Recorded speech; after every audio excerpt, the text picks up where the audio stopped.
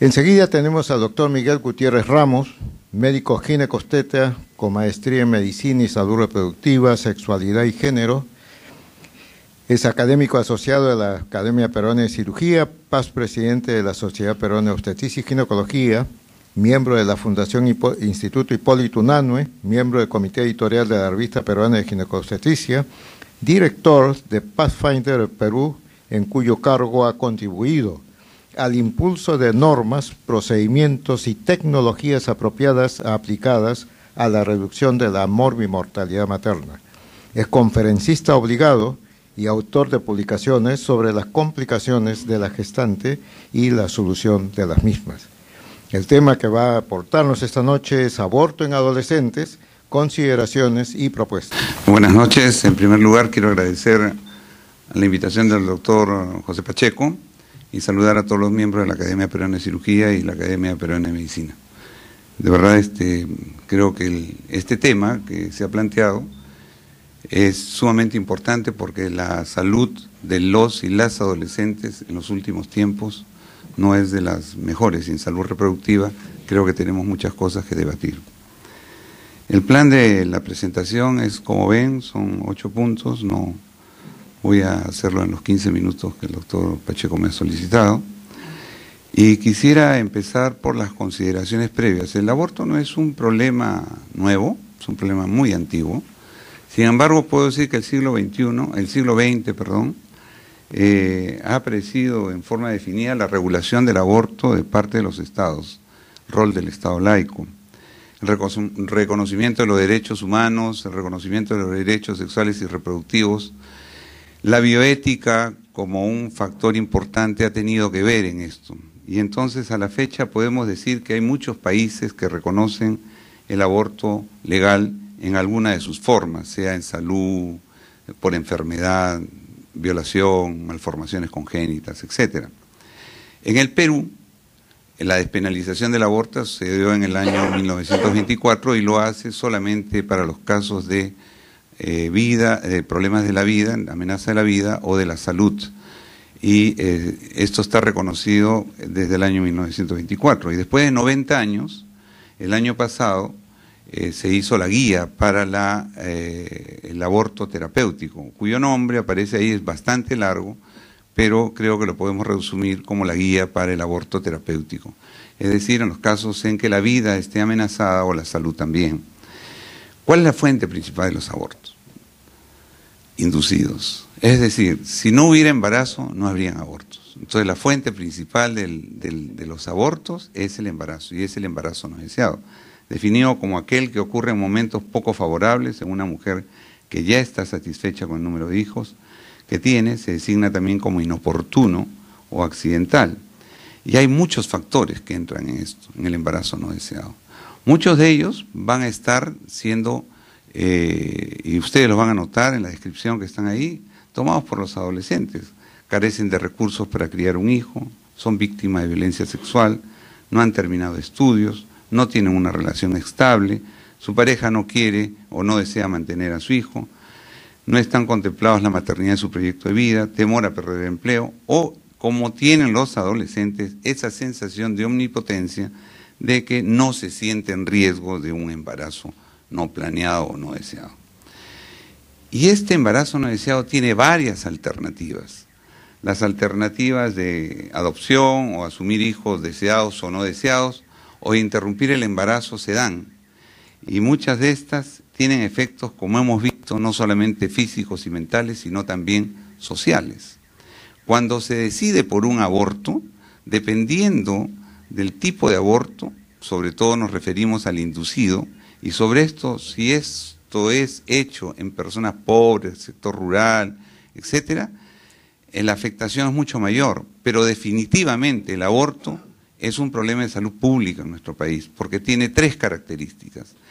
Se presenta en mucha cantidad, muchos abortos inducidos. En segundo lugar, afecta a la salud, incluso con la muerte, y significa un costo no solo económico, sino social para el país. Y así lo ha entendido el Estado, y por eso es que lo ha definido como un aborto.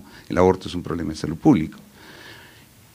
Los adolescentes se exponen a un embarazo no deseado. Si ustedes ven esta gráfica y ustedes ven los colores hacia arriba, ¿no es cierto?, van a ver, no sé si notan, ¿tienes un puntero, por favor?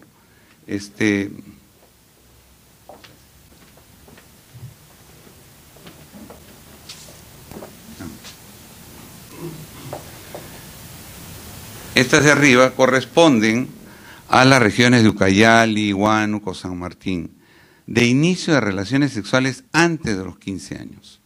Acá vemos esto, la exposición al embarazo en mujeres, esto es de la ENDES del año 86, 91 hasta el 2004, 2014, y ven que de 15 a 16 años ya a 19 años que ya tuvo relaciones sexuales, la actividad sexual reciente en 4 semanas se incrementó en 15%, porcentaje de la primera relación en menores de 15 años 6.3%, me refiero al año 14.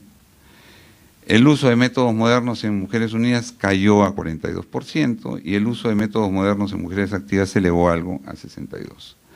La intención reproductiva, sin embargo, como ya se señaló en el estudio que ha presentado el doctor Tábara, no ha sido de la mayor.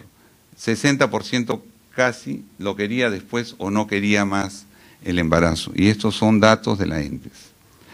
Y acá, alguna vez embarazadas las mujeres, ustedes pueden ver que en la ENDES 2014 se ve que por edades hay un embarazo cada vez mucho mayor en adolescentes. Es decir, la adolescente se expone a un embarazo permanentemente.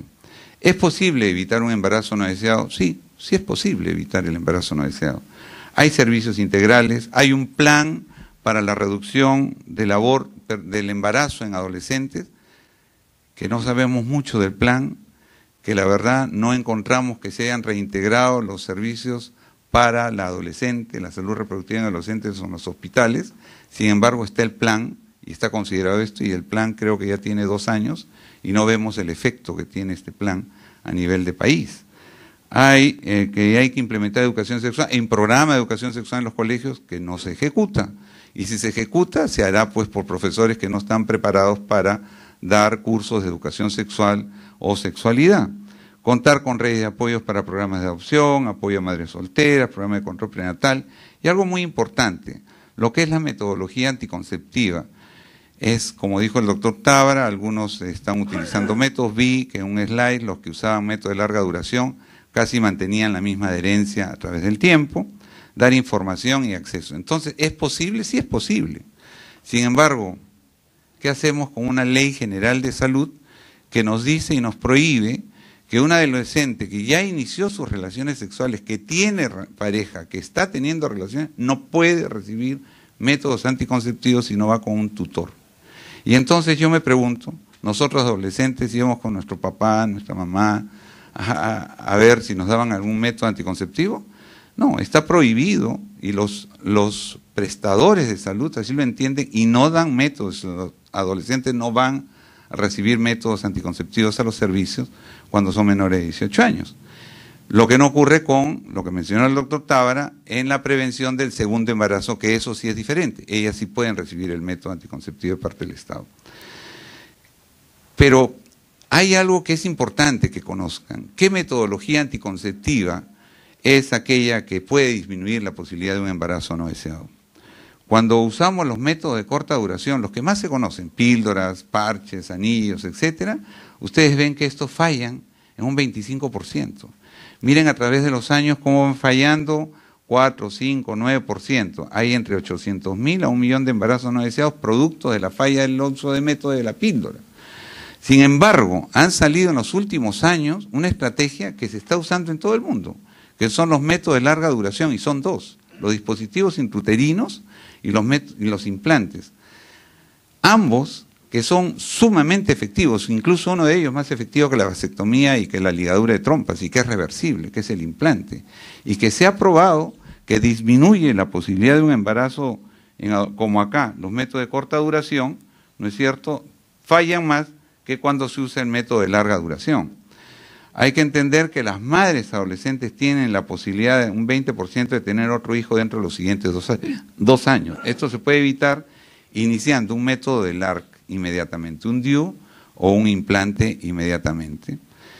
Hay un estudio, lo pueden ver, está publicado, el estudio Choice, hecho en el 2007, que encontró que se redujo el embarazo en adolescentes. La única forma de que hayan caído fue cuando se usaron los métodos de larga duración. Y la noticia es que nuestro país, desde que asumió la compra, ha incorporado en la metodología anticonceptiva, en la mezcla que usa el país, que ofrece gratuitamente, los implantes. Sector privado cuestan más de 1.000 soles, sector público es gratuito, el mismo anticonceptivo que se usa en el sector privado, que pueden usar los adolescentes, las mujeres mayores de 40 años, etc. Y los dispositivos intrauterinos, ya no se habla de las infecciones, infertilidad, no, se puede usar por los adolescentes también, y se está usando en todo el mundo. ¿Qué riesgos presenta la adolescencia? Ya se señaló que no solamente hay riesgos para su salud, sino para la salud mental y social, pero salud física, mayor riesgo de hemorragia, preeclampsia, aborto; salud mental, mayor depresión. El trabajo que ha presentado el doctor Luis Tábara así lo define. Riesgo para la salud social, menor escolaridad, estabilidad familiar. En el trabajo lo dice perfectamente, pero acá en muerte materna, ustedes pueden ver que la mortalidad materna se ve sumamente incrementada cuando hablamos del aborto, casos de muerte materna, casi 29% en las causas directas. Pero en las causas indirectas, algo que ha crecido sostenidamente son los casos de suicidio. Suicidio que han llegado al 56% como causas de muerte materna indirectas, y todas debido a un embarazo no deseado. ¿Qué datos estadísticos tenemos? Mucha gente no cree en los datos. Unas personas piensan que son inventos, porque tenemos que decir, hay mucha gente que se opone al uso de métodos anticonceptivos, porque piensa que no hay aborto, y sí existen los abortos. Y entonces, no solamente tenemos que presentar datos estadísticos, como aquellos que voy a presentar, sino decirles que el embarazo no deseado asciende al 57% de mujeres en menores de 20 años. El embarazo en la adolescencia a 13.9%. La tasa de fecundidad 64 por 1000, según la ENDE 2012, que ya lo dije.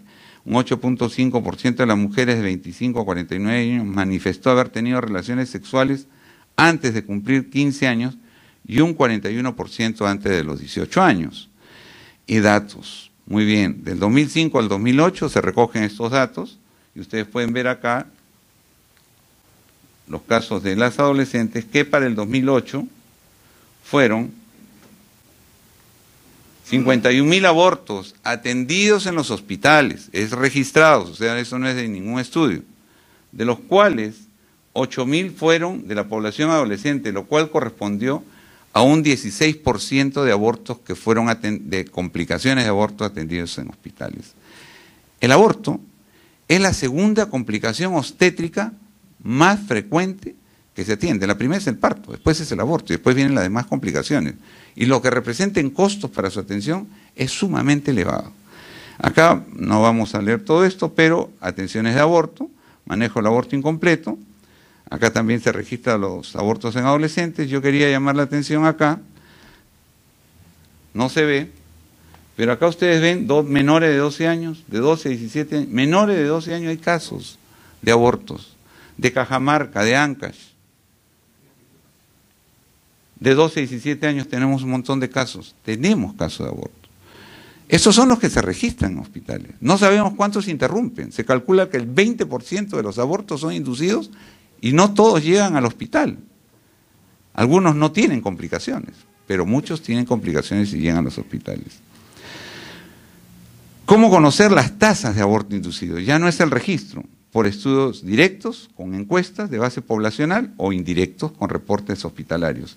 Hay un estudio que se ha hecho con una estimación, usando una metodología extranjera, la metodología de Cecilia Chin, de Alan Guttmacher, que nos dice que nosotros, no dijo el 2006, teníamos más de 300.000 abortos inducidos clandestinos en el país, más de 370.000 abortos. ¿Será cierto cuando vemos 60.000, 50.000 casos que se tienen en el Ministerio de Salud, más lo de hospitales de seguridad, etcétera? Yo creo que sí son ciertos. Son muchos casos que no se registran, porque no pretendamos que uno que aborta va y se va a registrar que está abortando. Y entonces aquí hay un trabajo interesante del doctor Bernabé Ortiz, hecho en Cayetano Heredia, en 20 ciudades, donde nos señala que entre las mujeres que participaron en la encuesta, la prevalencia de aborto fue del 13%, de los embarazos reconocidos, 24% fueron reportados haber terminado en aborto, 11.5% fueron espontáneos, 13% fueron inducidos. Entre las mujeres que informaron haber tenido relaciones sexuales de incidencia anual de aborto inducido, fue el 3.1%. Entre las participantes de 18 años de edad del grupo más joven del estudio, 55% tenían relaciones sexuales y el 7.5% de ellas había tenido un aborto inducido. Aquí está una tabla, lo que ustedes pueden ver que los abortos más frecuentes, la incidencia de aborto inducido más frecuente fue en la selva y en la sierra. Y algo bien interesante, ya casi para finalizar, es la interpretación que hace de los resultados y los compara con estudios de fuera. Este fue un estudio muy serio hecho por la Universidad Cayetano Heredia, y dice: la incidencia del aborto inducido clandestino, potencialmente inseguro en el Perú, es tan alta o más alta que las tasas en muchos países donde el aborto inducido es legal y seguro. Es decir, en nuestro país, donde es ilegal, es más alta o casi igual que donde es legal y seguro. O sea, quiere decir que donde es legal, hacen la misma cantidad en Perú que donde es ilegal. La provisión de los anticonceptivos y la educación de sexo seguro para aquellos que requieran necesita ser mejorado mucho y podrían reducir la tasa de aborto inducido. En relación a las conclusiones, con esto termino. En primer lugar, quiero decir, no intentemos pensar como adultos para resolver el problema de los adolescentes. En eso caemos todo el tiempo. Pensamos como adultos y deberíamos regresar a la adolescencia para saber cómo eran nuestras conductas cuando éramos adolescentes y a ver si es que ellos se pueden sujetar a lo que nosotros los adultos estamos decidiendo. En segundo lugar, el embarazo no deseado implica un gran riesgo a la salud de los adolescentes. Dadas las condiciones legales del aborto y la particular situación del adolescente, el aborto inducido tiene particularidad de ser clandestino e inseguro. Eliminar los abortos inseguros es un componente clave para el cuidado de la salud sexual y reproductiva en la adolescencia, la educación sexual y la anticoncepción. Actualmente, sobre todo la de larga duración, en la adolescencia van a ayudar de todas maneras a prevenir el embarazo no deseado, a prevenir el aborto, a salvar vidas. Requiere una mayor inversión, atención a sus derechos, a una sexualidad libre de violencia y sin riesgos. Y también todos deberíamos pensar en que en nuestro Congreso debería pensar que si hay un artículo que nos está haciendo tanto problema para poder dar anticonceptivos a aquellos adolescentes que ya empezaron su relación sexual, deberían pensar en eliminar ese artículo 4 de la Ley General de Salud. Como que también diría, deberíamos revisar esa Ley General de Salud, porque en el tema de fertilidad y en otros temas también no está a la par del siglo XXI. Muchas gracias.